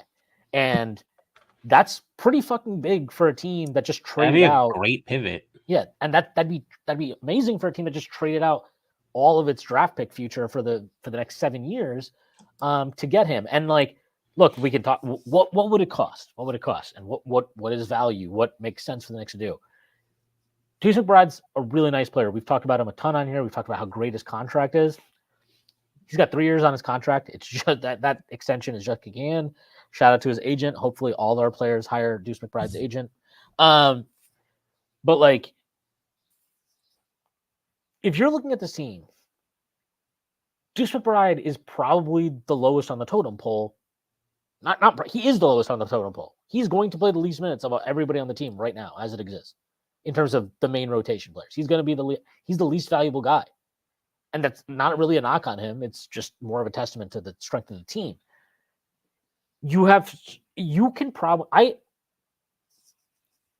If they traded Deuce out for Kessler, right? So you take out You take out Deuce, bring in Kessler, whether he starts, comes off the bench for this next season, whatever. He's your long-term starting center if at some point in time. That addresses a long-term need. And is it that insane to be like, you know what? Let's get the final Infinity Stone. Let's get him here. Let's sign Kyle Lowry to the veteran minimum, make him our backup point guard. And they still have Tyler Kolek. This is the other thing. They drafted Tyler Kolek. The Knicks seem to really like Tyler Kolek. So they might be like, we actually can afford to trade Deuce because, one, we have this kid that we like. Two, we can go sign a veteran minimum. And we have Dante DiVincenzo, who, forget backup point guard, was the number one option for like 20 games for the Knicks, it felt like, and was fine, actually. So, like, look, you'll not find a more... Stacey may have actually supplanted me as, like, the Deuce guy? Fucking Deuce McBride cult leader extraordinaire, zealot, like you have in your little thing there. Like, Deuce is really fucking good, but he just has... he showed out in the playoffs. Like, he, across the playoffs and the regular season as a starter, he averaged 18 on high efficiency. And that's before he even started fucking touching the paint, which he did in the playoffs. Like, his per 36 stats next year are going to be special for a guy on his contract picked when he was picked. That pick is already a fucking home run. And he's, you know, he's an incredible defender in a lot of ways, but like, we also know a little bit about his weaknesses, right? Like, he's an awesome defender. Bum ass Tyrese Halliburton still fucking shot a mid-range fadeaway over him like several times in a row, and it's just like, there's not much Deuce can do about that, right? He's got long arms and he's strong, but like, it's just really tough out here. So like, his likely destiny is still like a rotation guard who's not the lead guard, and he's doing so while being undersized, which means like, on certain teams he may be immensely valuable if you have a big initiator. On other teams where your initiators are small, then maybe he's more of a first guy off the bench type of guard and like a luxury version of that, which is still super useful. That's basically what he is right now for the Knicks, except downgraded from that even, because Dante is the first guard off the bench, and Dante is like incredible, actually, like putting up star impact type numbers, or fuck star impact, just star numbers, full stop. So he very much could be worth a lot more. He's worth a lot to the Knicks and could be worth more to another team. That's really what you're looking for in a lot of trade situations, right? Like, the best example of that is what fucking Sam Presti and the Thunder did. Like, they were like, hey, we give zero fucks about Josh Giddey. This guy's no future with us. We benched him in the playoffs. We don't care how young, his upside, his height, whatever. Like, there's no world with it. I don't care what full-page newspaper op-ed Sam Presti took out for all 7 newspaper readers in Oklahoma City to read. But, like, that shit was a lot of, like, good gestures and politeness and whatever. Like, he had no future with the Thunder. He was worth a lot to the Bulls. We debated that, right? He's probably worth too much to the Bulls compared to where they should be, exactly. But like, at least they're not bringing back DeRozan. That's the biggest thing I can say to the Bulls is that, well, I don't know, I don't agree with how they went about it, but I'm happy that free DeMar free. Yeah, I'm happy for them, I guess, that they've finally realized that they're not good and it's time to turn the page. Well, I wouldn't say they've realized that yet. They just realized that they don't want to pay DeMar DeRozan. And also DeMar DeRozan was like, I'm leaving. Peace. Yeah. You guys got Josh Giddey. I'm out. Yeah. I don't think that necessarily means the Bulls are like, well, maybe we should rebuild. They might just be like, well, forward we go. Forward ho, right? Like, fuck it. Like, they're fucking idiots over there. So exactly anyway, salary dump away from being back. Right. Have we considered he could turn it around and get his value back up again? In which case, then we'll say, no, we need a bigger trade package for you to take on Zach LaVine, right? Like, it's just a cycle of endless stupidity. But not like Deuce is legit, but like, he's not going to be a better guard off the bench than Dante. He's obviously not going to be better than Jalen and Mikal. And that's not to say he's not useful. Guys get hurt. Deuce played an incredible role in our playoff run. That's very meaningful. I actually don't think he's particularly useful to Utah. He's somebody who, if if Danny Ainge wanted to roster him, let him get touches, and then get his value up, kind of like he's been trying to do with Sexton and here's Clarkson. Here's a but thought. there's a 3-team world where Danny collects even more because the guy is worth more to some other team, right? Like that's the world he's looking for. That's what I think is his end goal. Is like, hey, you give me the fucking Washington pick, give me the Detroit pick, give me Deuce. He has Collier. He literally has Keontae George, Collier. I still don't know how to say it. Sexton, Clarkson, those two are probably gone eventually, but whatever. He still has them. Cody Williams, who's like he's eventually going to be a big wing, but for now he's more of a 2-3 because he's a twig and a teenager. So there's a lot of guards who need opportunities to become stars in Danny Ainge's eyes. And Deuce, maybe he's like, let me kick the tires on Deuce to replace essentially the Clarkson Sexton role, which is like slight stabilizing force plus see if he can juice his numbers a bit. But more likely is, there's a lot of teams with big initiators that would love Deuce to play alongside them, right? Like it's not going to happen because of cap mechanics and stuff, but like you put Deuce at the 1 next to like Luka or some shit, like that's go time. You put Deuce as the first guard off the bench or even starting with like Orlando, that's go time. You put Deuce coming off the bench for the Cavs, right? They have 2 small guards already and then a gigantic cliff of drop off pretty much after that. So like I don't even know who their first guard off the bench is. Sam Merrill, right? Like who he's good at what he does, but he is a very specific tool. So like there's a lot of teams where Deuce could be really helpful. And the question for us and for Leon is what's your eval on Walker Kessler?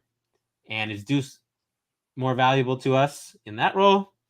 Or is Walker Kessler more valuable? And personally, I would not be mad if they made the calculation and decided Walker was more valuable just because he's a great prospect in his own right. And Hartenstein leaves a big hole. And you could fill that with small ball. You could fill that with Precious. But there's a real possibility that stuff just doesn't work, right? Maybe you score a lot, but like you can't fucking rebound or stop anybody because Julius is dog shit at defense. And he's better at rebounding than he is boxing out opposing centers, right? Like, guess what? That's a real OG and McCall. OG's like okay at boxing out and rebounding. McCall is straight up a below average rebounder for a 3, right? Like Dante is a fine rebounder for a 2. Jalen's tiny. So like there's a lot of ways that cannot work. If you have a high grade on Kessler, you can go into the season with a plan that works, which is Mitch, a guy who plays like Mitch, and then another guy who plays like Mitch. And guess what?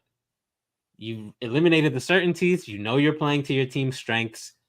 You have ball handlers in reserve, right? Like Kolek and Dante and even McCall himself, staggering units and stuff like that. Josh Hart. So I would not be surprised if it happens. My only question is like, are there other teams that also see Walker Kessler as like an intriguing buy low, right? Like, maybe. I'm sure there are. I do. One, I think it's worth mentioning. He is CAA. His agent is Aaron Mintz, who has done plenty of business at the Knicks. I believe that's also Julius Randle's current agent and his long-term agent before he did the weird switch agencies and then go back to CAA thing. That's worth mentioning. And, if you're Ainge, like, if you're already kind of, who knows? I have no idea. I don't know anything about Walker Kessler. I know absolutely fucking nothing about it. But maybe Walker Kessler, like, wants to come to the Knicks because he played with, like, Brunson and Hart for Team USA and they were pals or something. Like, I have no fucking clue. And McCall. Yeah. So I have no clue. Maybe it's possible that Ainge might be like, look, I'm fine with the Knicks giving me these 2 protected picks they have, and Deuce, I'm gonna get another first for him. That's fine. I got 3 firsts for Walker Kessler. I can say I got fucking 8 firsts for Rudy Gobert. Like that's fine with me, and do him a like I think the Ainge is an asshole thing is more about when he does big trades, star trades. He's not selling low on the big. Yeah, you order the fucking market price fish, you're gonna pay out your ass for it. Like if it's some other side dish, he's fine. Just being normal. Like that, yeah, he'll be a it's an little more. He's like overstatement. way more normal about stuff like that. Whereas Yeah. like for Lauri Markkanen, asshole time. The Spurs are not getting a buy low on Markkanen. Yeah, you're not getting a buy low. But You coming up off one of them 2025 picks. Is yours or Atlanta's? You not getting out of here with both of those. It's Atlanta's. That's the one they'd want. They'd be like, fuck your pick. We're giving you Markkanen. Your pick's gonna be good. Like not good for us, but good for you. No, the funniest thing would be if they did trade Markkanen to San Antonio, because San Antonio has the 2030 pick swap. Bro. Well, they have the 2030 pick swap and the unprotected 2031 pick from Minnesota. So he could just get 2 more things from Minnesota, which would be really funny. I need it. Real quick on Kessler. I'm just doing. I didn't have the parent test back when he was a prospect. For those unfamiliar, the parent test was my old test to see whether a draft prospect was similar to previous draft prospects picked by the Knicks. I think all that shit's out the window. Because the Knicks are in a much different place than they were a couple of years ago. But like for what it's worth, like power rim running, yes. The second thing is, does he excite Worldwide West? Which means like, did you go to a big school? Were you a McDonald's All-American? Yes, and yes. He went from Auburn to he went from UNC to Auburn. Advanced stats, amazing. Is he a dog? Yes. The guy had a fucking 20 block rate in college. Guy was a monster. Immediate impact, yes, he had an immediate impact as a rookie. And are you super young? Are you a teenager? No, he was an upperclassman or almost an upperclassman. So like, he would have graded out pretty fucking well. So it wouldn't surprise me if Walt Perrin, who arguably more than any other front office executive in the league values that archetype of player, right? Dating back to Utah and continuing in New York. I would not be surprised if he was very high on Mr. Kessler. By the way, Utah, they have Walker Kessler on their summer league roster, which is fucking insane to me. Yo, their summer league roster is like the fucking Avengers Endgame roster of summer league. Like it's like a who's who of like either high picks or like college player of the year finalists. They got Darius Baisley on this. They got Armando Bacot, who's been in college for like 8 years. Max Abmas, who's literally like the best scorer in college for like 2 years. Collier, Flip, Keontae, Taylor. This is like basically my favorite players of the last couple drafts. They have fucking the G League god, Kenneth Lofton Jr., who's just like destroying people. It's we'll see if they have enough firepower to contain the fearsome threesome of Tyler Kolek, Pacom Darrier, and Ariel Hukporti. Well, I just bring up the Walker Kessler thing because guys like him generally would not be going to summer league in their third year. So I promise, I don't care if he's on. He's not fucking going to summer league, bro. He's on the fucking roster. That's very weird to me. To me, that's crazy, bro. That's kind of wild. Yeah, So where do you say if Ainge is like, give me Deuce, give me the 2 protected picks you have, and you get Walker Kessler? Are you doing that, or are you like, fuck that? Yeah, no, I would do it. I would do it for our team as currently constructed. I would do it. I love Deuce, but I think I'm very like, yes, small ball matters, blah blah blah blah blah. But I'm very like Tibbs filled for the most part. I want as many minutes of good rim protection as possible, and I think Walker Kessler is elite at that. He was elite at that. I think he's going to be an elite at that as long as he can fucking move in the NBA.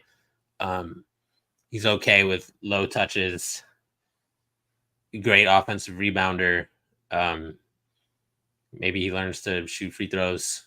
Deuce is the better player right now. Like let's be clear. So like Ainge is getting blood from his stone here. I just think Deuce's role as the Knicks' 4th guard just makes him inherently less valuable when you're talking about healthy playoff runs, which is what I care about. Like, I guess you can argue that like you need elite depth for injury circumstances and all of that. But if that's the case, isn't arguably the most important place to have that depth behind your most injury prone player, right? So that's kind of how I would approach it. He could join the rest of my fucking sons in Utah. The worst Prez team ever assembled. God, why couldn't they be in any other city? Jesus Christ. Yeah, I don't. I'm like still kind of. I think if you put a gun in my head, I'm gonna. I would definitely try. I would trade Deuce for Walker Kessler. I understand why people don't want to do that. I don't think that's that crazy either. One final thing I forgot to mention this. Deuce, maybe I did mention it, but Deuce has 3 years left on his contract. Walker Kessler only has 2. So something to consider when you're kind of judging who the value of these guys is assets and not just also. I mean, obviously yes as players, but also as assets. That's an interesting thing. Yeah, I would trade Deuce for him. I get why people wouldn't. I don't think it's that crazy to say no to that. Personally, I feel like that's a little bit of prospect hugging to some extent. I think you're overvaluing what we saw from Deuce in terms of not that it's not valuable, but that it's like we know what he did for the Knicks this year, so we're kind of like, and he's the last guy, right? He's like the last guy we drafted that's still here. And I totally understand that, but I think Kessler has a chance to be one of the best starting 5s in the NBA. Like he's got a chance to be a top 15, top 10 level center. I don't think Deuce has a chance to be a top 10, 15 level guard. And I know that's not necessarily it's just a crazy high bar. Yeah, it's not that's not the perfect way to look at it either, because Deuce inherently has more flexibility in lineups than Walker Kessler ever will. So there's value to that you got to factor in. But ultimately, I would pull the trigger there.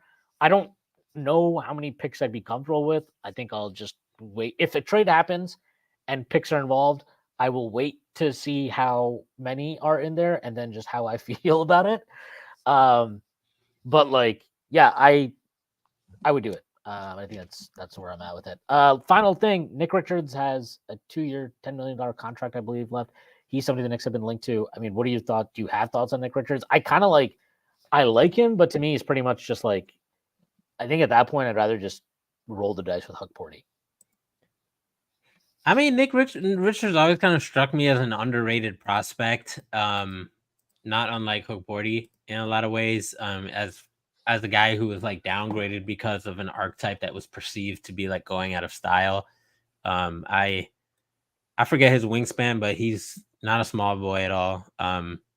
He's older. That was the main thing as a prospect. Like he's 26 now. So like Mark Williams, for example, is 22 and they got paid at the same time.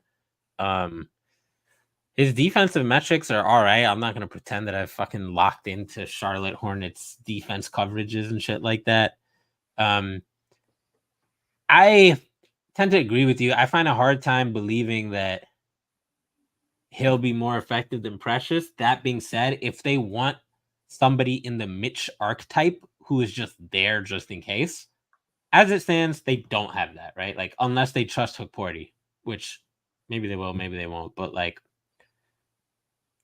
right now it's Mitch and Sims and maybe Precious if they bring him back. And even Precious is like a different kind of center. So if they don't want to bet on Hukporti as a backup center who might need to start, then, you know, I can see them rolling with Nick Richards, but I just don't see the fruits. Because my thing is like, it's Precious is a pretty good rebounder and rim protector in his own right, even if he doesn't look like the 7'5" wingspan kind of guy. So Precious is just his own. Precious is very. He's a weird dude, man. Shout out Precious. New York native. I really hope we bring him back, even if we get Walker, man. Yeah, I like Precious. He's definitely intriguing to me. I just feel like I would like to see what, Tibbs is the big man whisperer. I would like to see what he would do. Precious for me is going to be up there with like Pablo Prigioni in like the ratio of like real impact on your franchise to impact on your heart. Like Precious is going to be up there for me, man. Yeah, I mean, he's definitely a fun character. Yeah, I don't know. Nick Richards just kind of doesn't do anything for me. To your point, I'd rather just bring back Precious and yeah, roll with that. You have more evidence that like he's good at basketball. Like it sounds stupid and straightforward, but like it is what it is. Yeah. It's just like I would rather have Precious than Hukporti. Like, even though we spent 30 minutes talking about how Hukporti is going to be the heir to Kareem Abdul-Jabbar's throne, right? So, what can you do? Yeah. All right. Ultimate. It's Precious. Precious, bring him back. I will vibe with him through the ups, which will be awesome, and then the downs, where I'll be like, "Are you everything good today? Like, do we know what's happening? Are you with us? Do you know where you are?" Just the swings with Precious are very special, to say the least. What do you make of the Dallas Klay Thompson and Najee Marshall and Grimes? The main reason I don't like the Klay Thompson thing is, one, I think he's firmly in decline, and I feel like because he still shoots threes really well, people aren't like, you can look at his numbers and they look fine. I don't think his numbers are anywhere near like what it looks like on paper. And like, I like the Grimes move for them, because it's like, okay, you've got this a young guy. I don't think Grimes will ever play as bad as he did last year. Maybe I'm completely wrong on that. But when you pay Klay the contract you did, he has to start. I don't like Klay in that starting lineup, man. I think it takes away from, like, I'm sure there's an offensive benefit to it because he's obviously a sniper, and you've got to honor that. But like, their defense picking up is really what kind of, I don't want to say turned around their season and got them ultimately all the way to the finals. And Klay is a bad defender now. And I think that his lack of foot speed, I believe Dallas played at a top 10 pace last year. I know that historically Golden State has played fast. I don't know. Something about Klay coming in, that group already isn't necessarily the most athletic outside of like the Kyrie, Luka. Klay is not a particularly fleet of foot defensively, 1-3, and you can't bench him. Like, that was kind of the source of his discontent, is some of his role changing and stuff like that in Golden State. I don't know. I just, something about that is weird. I don't like it. I don't like it. And Najee Marshall is fine. I don't think he's bad. I think he's neither a downgrade from Derrick Jones Jr. to me, nor an upgrade. But I do think that the things that Derrick Jones Jr. can do were uniquely important to them, and unlocked possibilities that Najee just doesn't provide. So I'm not going to kill them for that. Obviously, that's crazy thing to kill a team for. But like, I would have preferred to keep Derrick Jones Jr. And it's like, you can't really kill them for this stuff, but I would have. I just don't do the Klay thing, and I'd feel a lot better about what they did, to be honest. How do you feel about Najee? Just in general. He's fine. Like, he's a nondescript rotation wing to me that doesn't have any standout. Like, he doesn't have a standout skill, is kind of my thing. And like, that's Derrick Jones Jr., for whatever his weaknesses as a shooter, which we all know are documented. He does have a stand. Like, he was a. Do you think he's the shooter? Because like, to me, the big thing with Najee, because he last year was literally his first good and his volume was garbage. His volume was still at like low. It was like 6 threes per 100, which is like low. It's like the lowest end of acceptable for a rotation wing, unless you're fucking Josh Hart and weird. Yes. Yeah, I don't know. Najee's fine. To me, it's like, it was kind of like weird to see how celebrated it was for them to get Najee Marshall, because I'm like he's fine. I don't know. I'm not really tapped into Najee like that, or the Pelicans like that. They've long confused me, so my response is to just not watch the Pelicans. Every time I watch them, they get their ass kicked, and then every time I don't watch them, apparently they're the best fucking team in the NBA. So I kind of gave up about halfway through the season. Just looking at the numbers, like him having his first good shooting year and his first positive on-off year by a large margin seems meaningful, right? Especially on a team where they were prone to playing units that played below their collective skill level because they wouldn't necessarily provide spacing for Zion or not enough passing, and it was just my turn, your turn, right? Or they wouldn't play Herb and Trey together with these guys, right? And like, Najee is kind of like a mini version of those guys where it's like they provide some defense and just enough shooting that the result is like a positive impact bench player, which is the goal, right? When you're you're talking about DJJ, who's more than just a bench player, right? He was a straight up playoff starter for them. Unlikely as that was, right? Like part of that was because other guys like Tim Hardaway Jr. and Josh Green were just dog shit. So with Najee, I feel like you're getting a guy who you'll get a certain level of defense that you won't necessarily get from say Tim. And I think what they learned from DJJ and from Exum to a lesser degree is like, look, we just got to get a bunch of these dudes. And if any of them can shoot like 5 or 6 threes per 100, they are going to get the easiest shots from Luka and Kyrie. So like all you need to do is literally play defense and spot up and relocate a little bit, maybe get out on the break. You don't even have to. Usually for NBA role players, I say the days of NBA role players who are fine and with not dribbling the ball and attacking closeouts, I think those days are gone. But the Mavericks, I feel like, are a slight exception. But even the Mavericks, who rely so heavily on kickouts and threes, like you still saw PJ Washington and Derrick Jones Jr. have to take it to the rack, right? In which case, that's when you're like, oh yeah, PJ Washington is like, for all his flaws, he's like 6'7", 6'8". He's built. He got long arms. Derrick Jones Jr. might be literally 170 pounds, but this man has like an 80-inch vert for no reason. So like, I see Najee in the same vein as Dante for them, which is like, it's a smart gamble, and it's like whatever if it doesn't work. How does he compare to Derrick Jones Jr.? I don't know. I think Derrick Jones Jr. He shot well in the playoffs. I don't know if I trust him to shoot well. But I don't know. Grimes is kind of the same thing. It's like we know he can sort of shoot, but not really, right? Like we know he's good from the corner in theory, or at least one corner.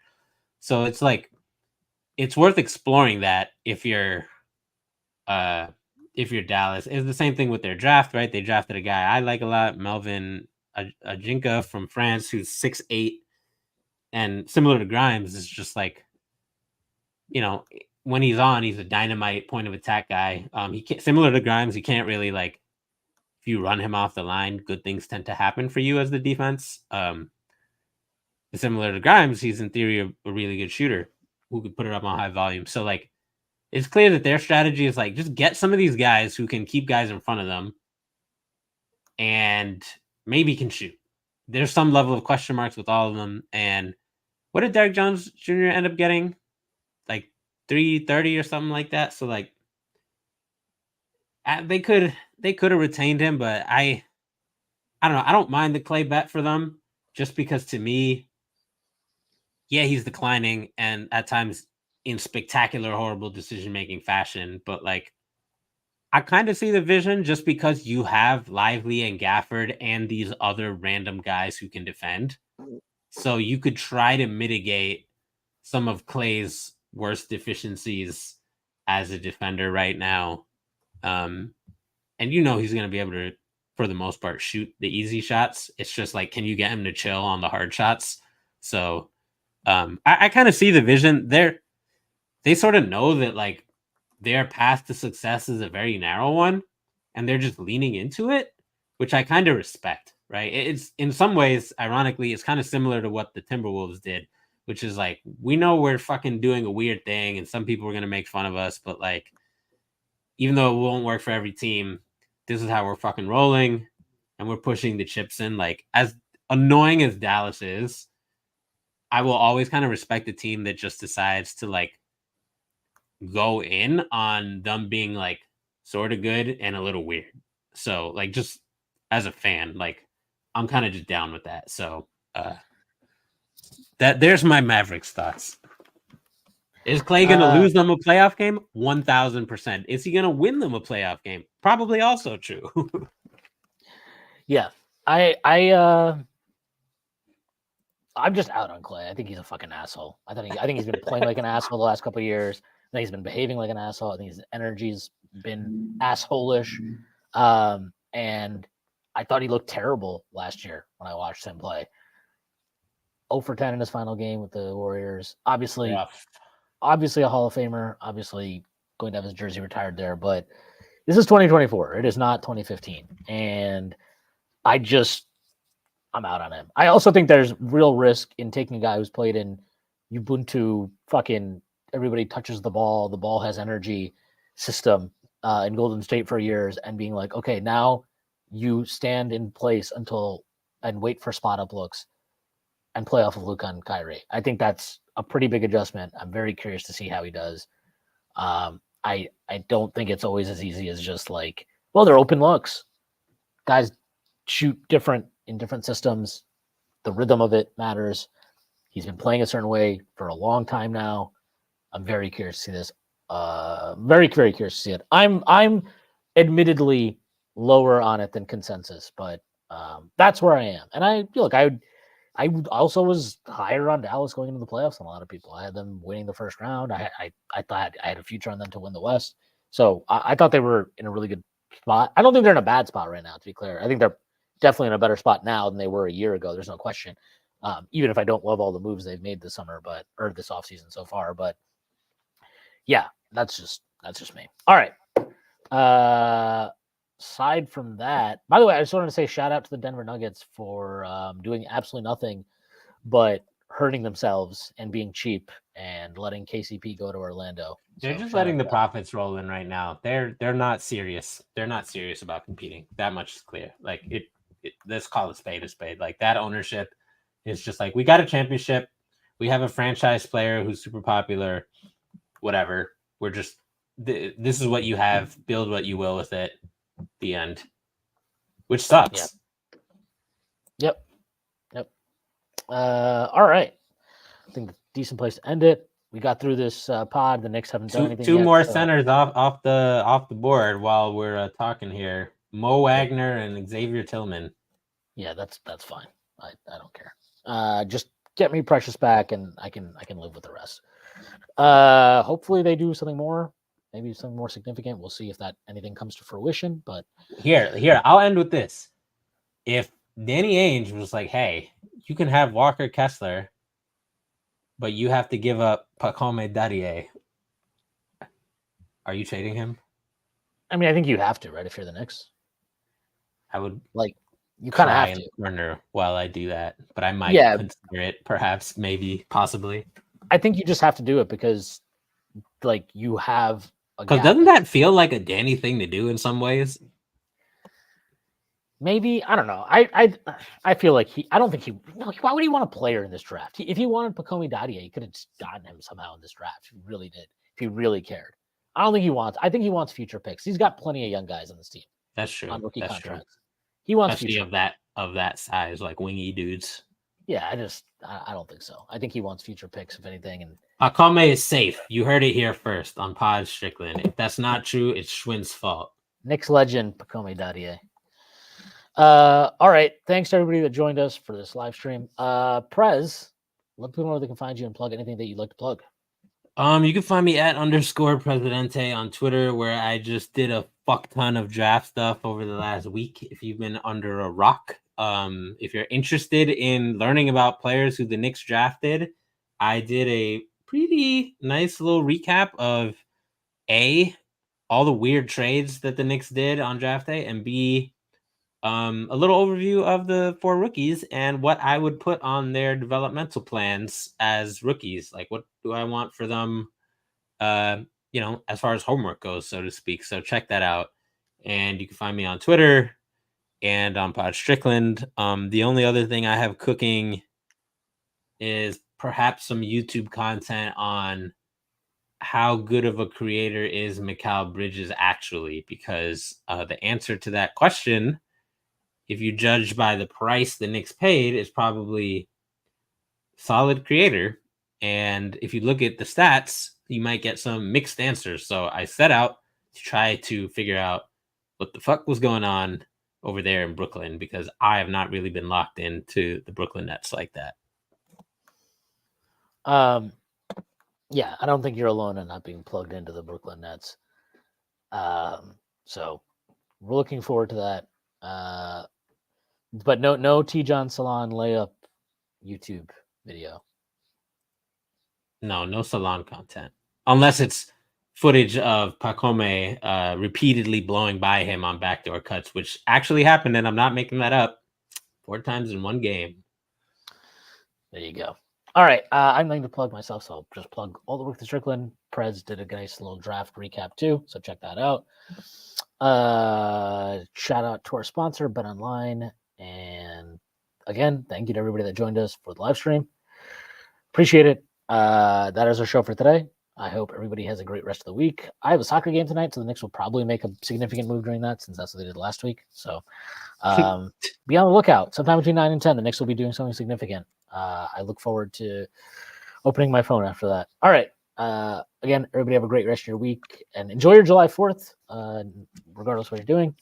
And yeah, I will see you on Friday.